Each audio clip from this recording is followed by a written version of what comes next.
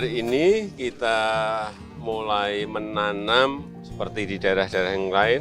Setelah panen tidak diberi jeda karena masih ada air banyak, segera ditanam. Dan yang saya senang di sini memakai pupuk organik yang dilakukan oleh Serikat Petani Indonesia.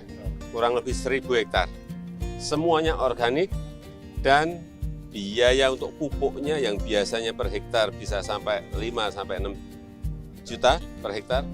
Di sini hanya antara 100 sampai 500 ribu per hektar. Ini yang saya kira kalau bisa dikembangkan di daerah yang lain seperti yang dilakukan oleh Serikat Petani Indonesia, ini akan banyak mengurangi kos yang harus dikeluarkan petani dan tidak ketergantungan kepada pupuk-pupuk kimia.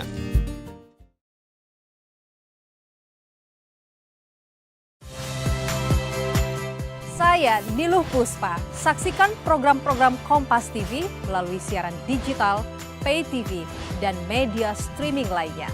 Kompas TV, independen, terpercaya.